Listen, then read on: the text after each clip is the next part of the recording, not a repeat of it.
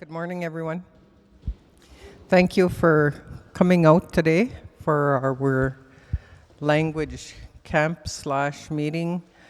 So we're going to do a few things today, but before we start, I'd like to introduce our videographer, Eric Anaquad. He is from Muscopeding. So he's going to be recording our sessions today and tomorrow, because a part of why he's doing that is for our reporting process. So he'll take what he records from here, he'll edit it, and then it will go on YouTube.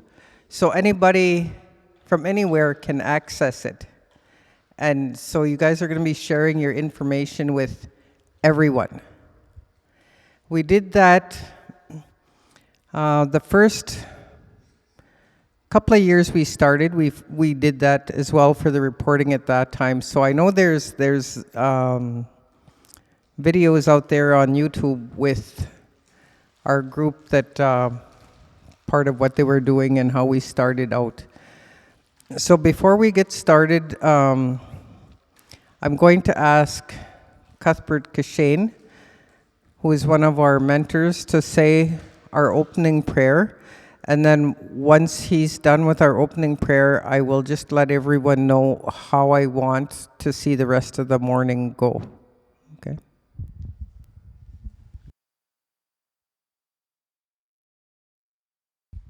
Thank you for all of you that are out here today. So I'm going to change things up a bit, because I did have a plan in place, but things don't always work out the way we want them to, so we're going to change it up a bit. What I want to see is, I don't want to throw anybody under the bus, but do we have any speakers in here that are not really fluent, that are at the beginner level? I know I'm one of them. Okay, 5 of us.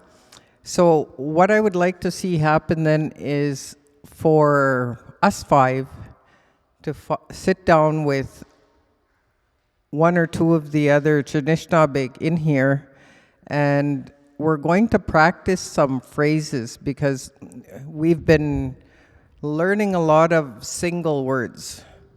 The colors, the berries, the directions, animals, seasons. So we've been learning singular words, but we haven't learned phrases yet to where we can actually carry a conversation. So that's the next step. We need to be able to practice now so that we can start carrying conversations. And the whole purpose of this, to continue on, is so that those in here that are fluent speakers, we need to broaden our outreach to others in the community that are not fluent in the language, and maybe they're interested but they're not aware of what we're doing or why we're doing this. So we just need to try and encourage other people to continue to join us in these gatherings that we're having. We'll do that for probably until lunchtime. Then we'll have soup and bannock. But after lunch, I'm going to have Cuthbert Kashane speak about the protocols to the round dance and what's involved with that.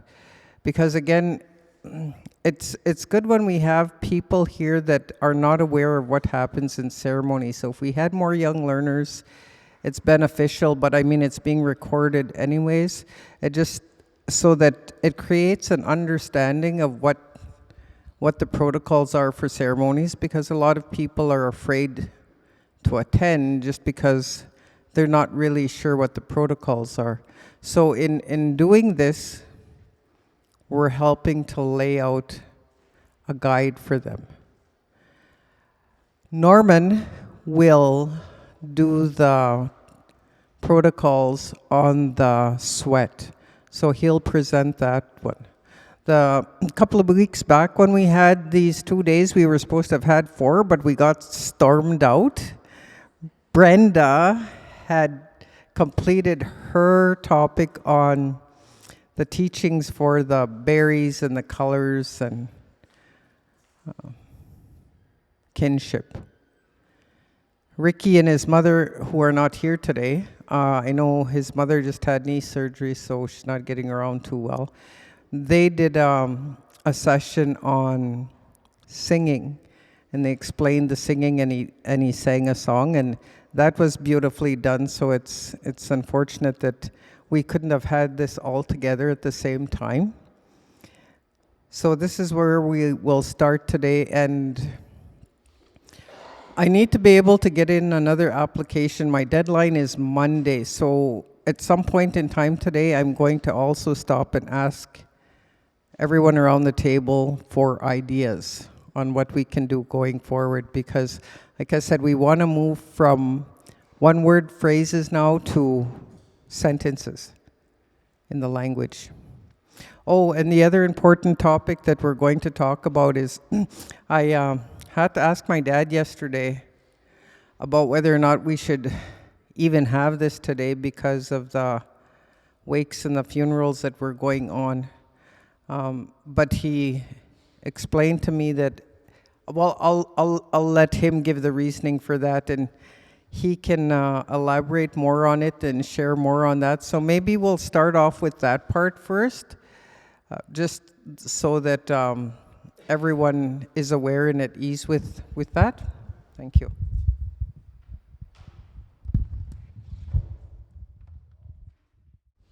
Good morning again.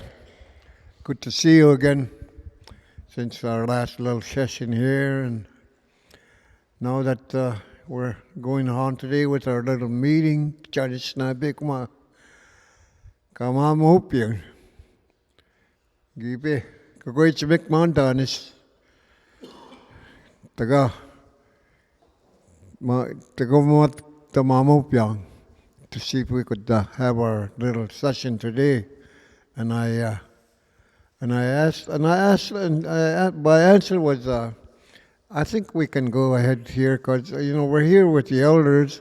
We're not being disrespectful to the person that's passed away. We have our, we respect our people that are gone. And the old people long ago, he says, as long as you're not celebrating, dancing, or drinking, or whooping it up, it's okay. And I thought that was okay. And what we're going to be doing here today is talking to Pachamatat and telling stories. And this is what they used to do a long time ago when they had a wake. They never died. They never danced or anything like that. When they went to a funeral or a wake, they'd tell stories and Mamopiot and have a good time. And this is what we're going to be doing today. We're going to be telling stories, sharing stories with each other, and hopefully we'll get through the day, and when what we're going to talk about will move on, and some of the guys people that don't know how to speak our language, which is quite unique. The pseudo language is quite unique. Yeah. The pseudo language is an offspring from the Ojibwe language, And I noted when the Ojibwe language from down east, that's where it's originated from, is Ontario. As you move down west, the pseudo language seems to slow down. And the dialects are a little different. And when we have the Manitoba dialect, they sound a little different, and the language that we picked up, and we're supposed to be Ojibwe, but we are known as the Soto people. Where we picked that up from, I don't know. Maybe over the Saskatchewan border, I don't know. But anyway, as the language came west, the language slowed down, and I think when you talk to Cody people, it's slow. Then you talk to fishing lake people, it's a little slower. And then you talk to the yellow quill people, they're really slow.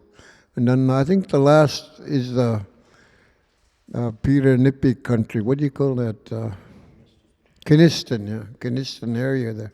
I think that's where the Pseudo language ends. There's a sprinkling of here and there and all that. But with that, I hope I explained why I thought it was okay for us to have our little meeting here with the elders and all that. We're not being disrespectful to the person that has gone. We're just doing what we're asked to do, and hopefully we enjoy ourselves through the whole day. Thank you very much. Miigwech.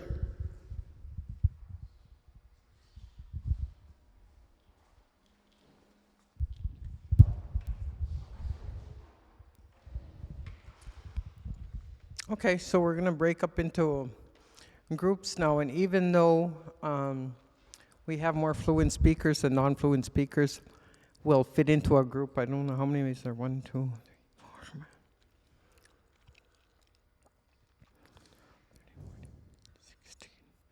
Okay, so there's 16 of us, so if we break it into 3 groups.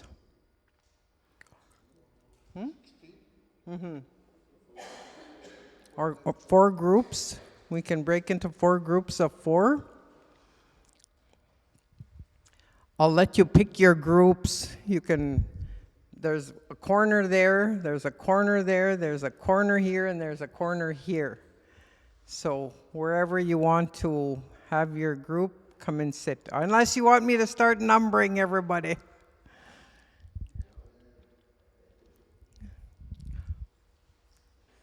Just 1 second.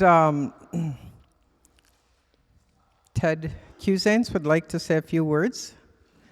One of our other Chinishnabegs here.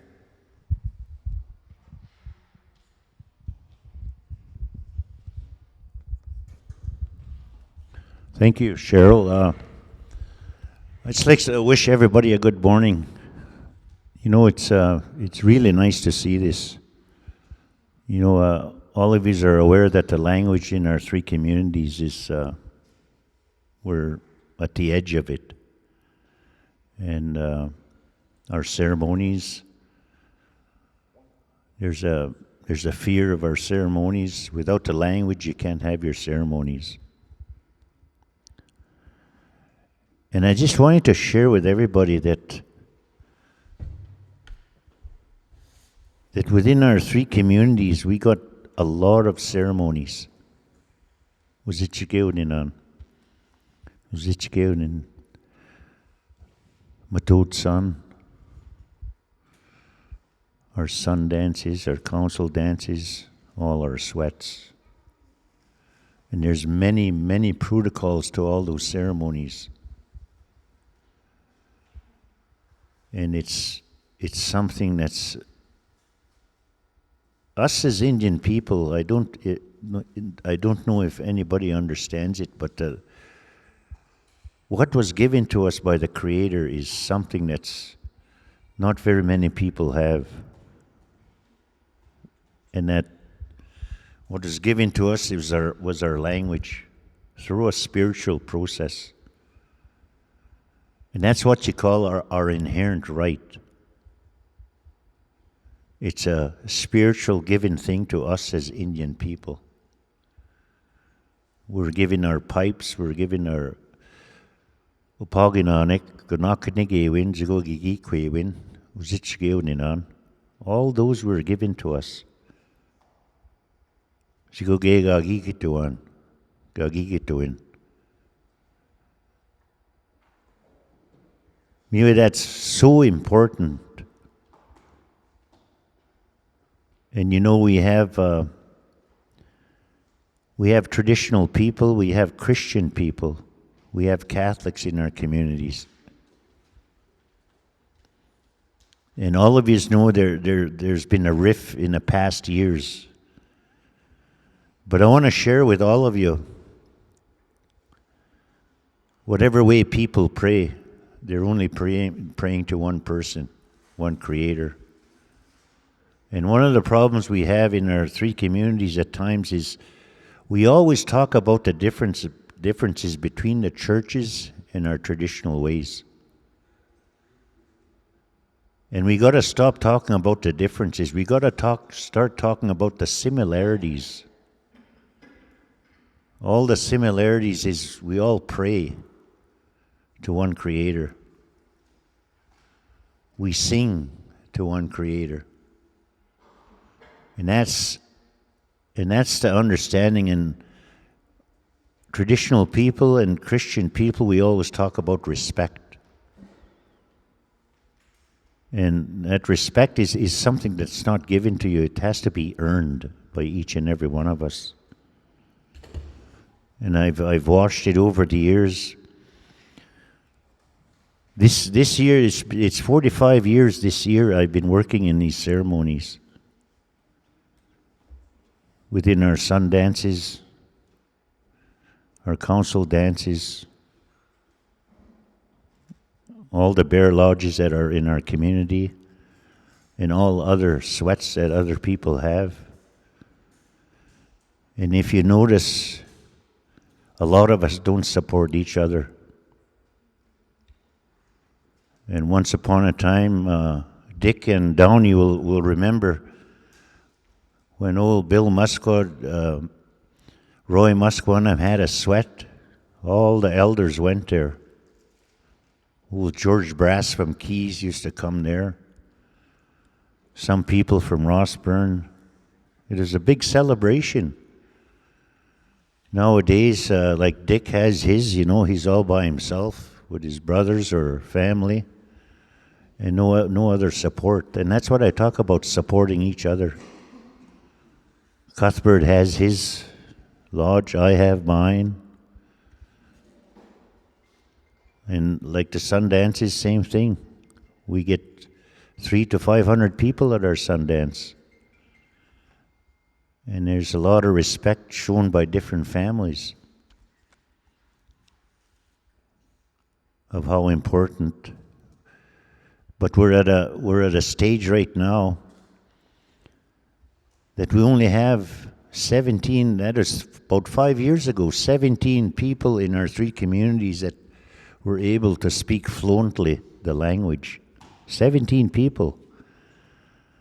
And since about 5 years ago, about a lot of our elders have passed on, so that number 17 must be down pretty low, the fluent ones. People that and within the ceremonies, the head elders that run the ceremonies with the language, there's only about 7 elders that run the Sundance. And there's a lot of people like there's Dick. There's other people that have ceremonies that have the language. And we always try and ask if they could come and help us and step up, and because what happens if we lose 2 or 3 of our 7 people that run all our lodges, like our council dances, our sun dances? It's pretty scary. Like Roderick was our lead elder, Francis Bird, Langford, and they're gone. The Crane brothers from Keys. We lost a lot of our elders. And all of you know what's going on in the community about the opioids, the drugs, the gangs. And it's scary. And we're getting up in age, the ones around the table here, and sometimes the politics hurts us. The behaviors of some elders still fighting our politicians in our community. And that's not right. And when you're an elder, you're supposed to be humble and have respect. So I wanted to share that with everybody, and I support anything to do with languages or culture or traditions within our community. And there's other groups also applying for funding for camps and all that. It's positive. That's good. That's what's needed. The schools are willing to work with the different groups that are holding these sessions. And Roderick always shared with me, the ones you got to teach are the young people, the children. Because they're the ones that are going to carry on the ceremonies.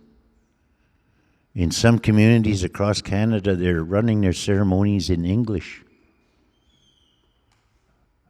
And that's not good. We were given a language. We were given all the tools to run our ceremonies. And the key component to our ceremonies is the language. You know, we could talk about the protocols and everything else. But you know, our creation story, it's an unwritten story. It's sacred. If we start telling the creation story in public, in English and everything else like that, it's not sacred anymore. And that's the power. That's the power of our culture and traditions. Of getting to understand. Like all the deaths that we had in the past 10 years is pretty drastic. And I always want to share with everybody, you know, if you were able to understand the prayer of where those people go, it's such a beautiful and a wonderful story where they go, the journey. If you do understand it, that grieving, there'll be a lot faster grieving within our families, within individuals, and within our community. And that's very sacred. That special prayer of the creation story, the journey to the other side is another very special prayer. Mistake when we have for the people that passed on. All those ceremonies that we have. And it's something I reach out to each and every one of you here to hang on and hang in there and participate and even get involved within our ceremonies because it's getting scary. But Cheryl is doing the right thing because language is the key for our survival. If we lose our language, we're lost people. And we have to hang on. And there's not very many of us, like the age of George here. We got other elders that are a little younger than him, but they're not involved in the culture and traditions.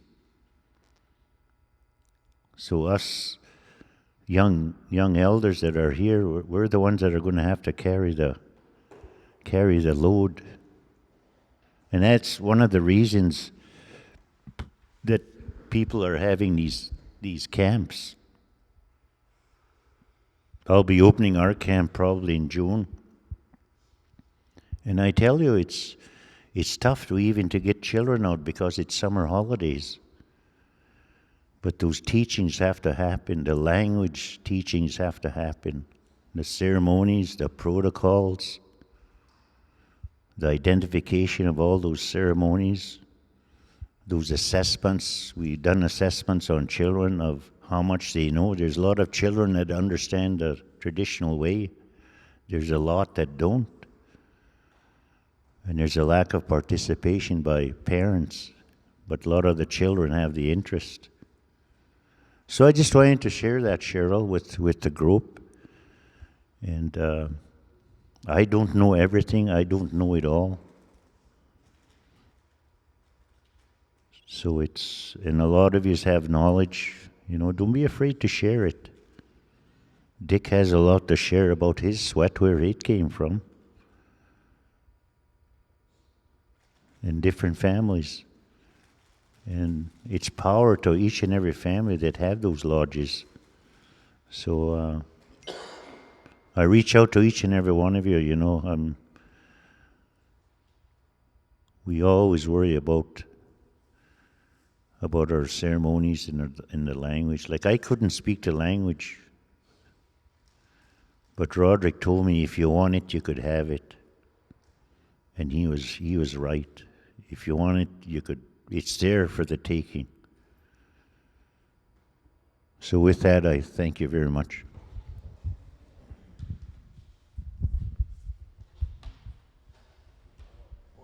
Thank you for those good words, Ted. Ted was one of our previous chiefs from Keeseekoose First Nation as well. And like he stated, he's always at the ceremonies. So with that, we're going to break into our 4 groups now. And I will start by numbering everyone so that everyone can get together and start learning and speaking. Thank you.